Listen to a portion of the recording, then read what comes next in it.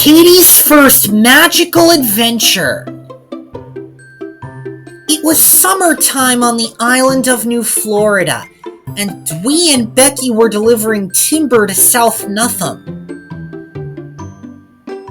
Dwee was leading and Becky was trailing. They arrived on time.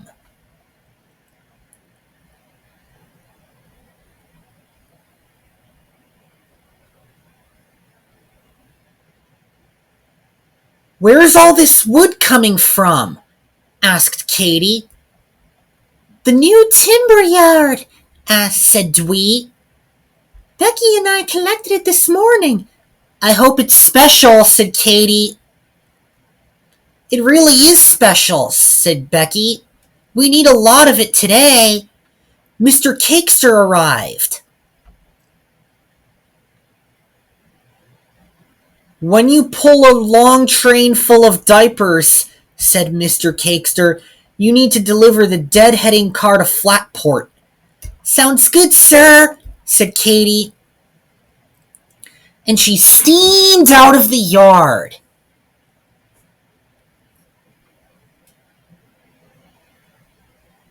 She buffered up to the diaper cars and set off onto the main line.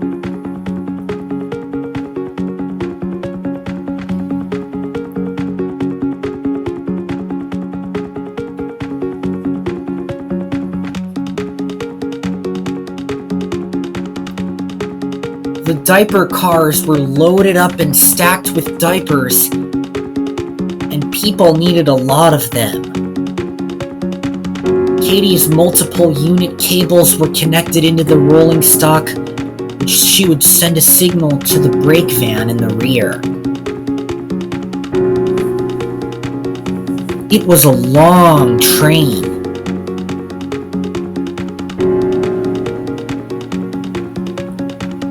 The Huggies, Pampers, and Loves were in the rear of the train, the middle, and the front.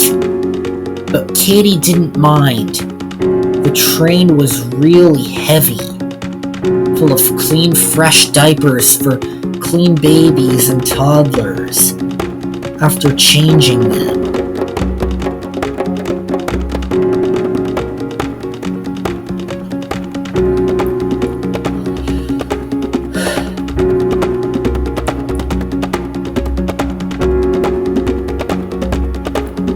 She arrived at Flatport right on time.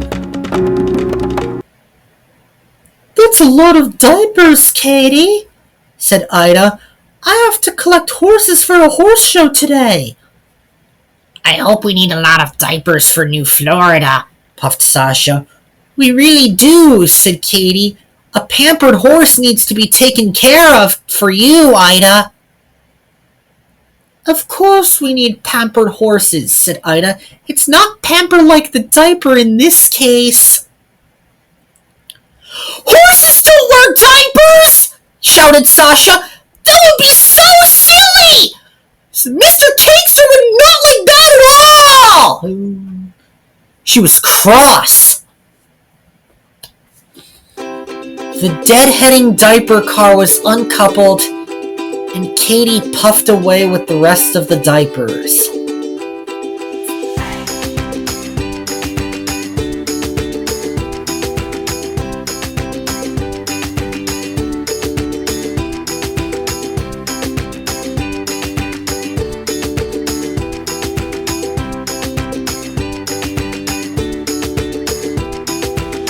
She arrived at Squetham Valley on time.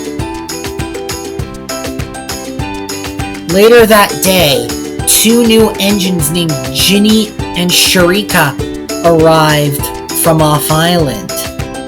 Catie had never seen anything like them. They were big and strong, and they were ready to start their work.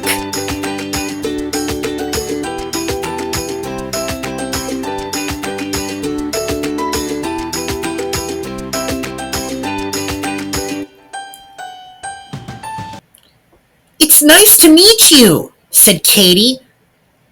It's nice to meet you too, said Sharika.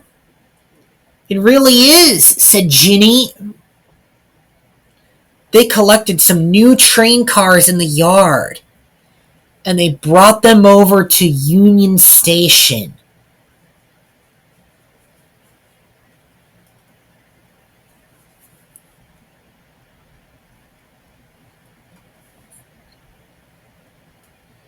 They were fixated on the new rolling stock in the rear.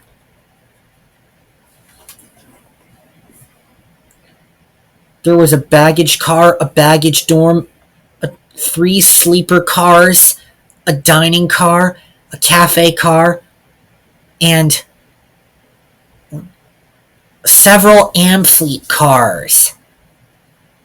The passengers soon got on board, and the train set off.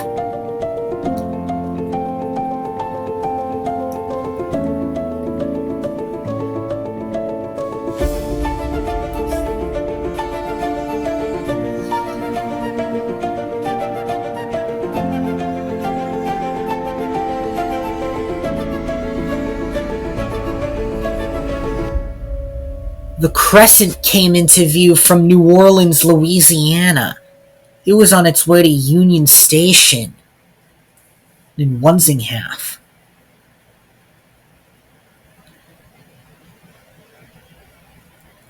The train was bucketing along the tracks with the new roomette interiors.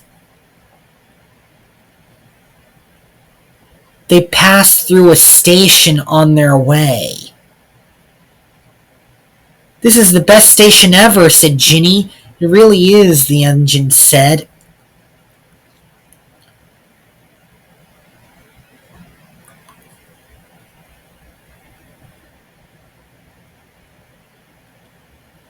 The evening came while Ginny, Sharika, and Catie made their way through the sunset. It was lovely.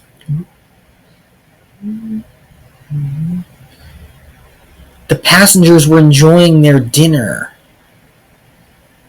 The butter cake was the best dessert ever after the sun had set.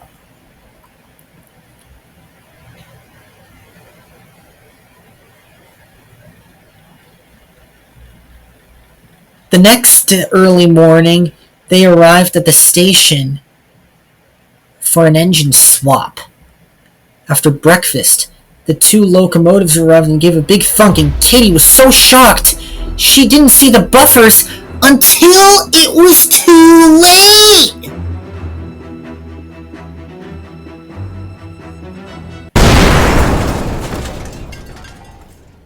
Oopsie, sorry, moaned Catie. She was derailed.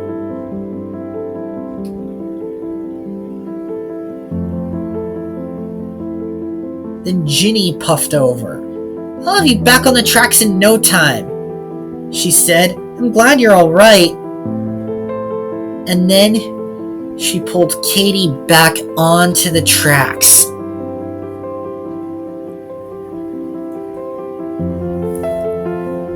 Thanks, said Catie. You're the best engine ever. Thank you, said Ginny.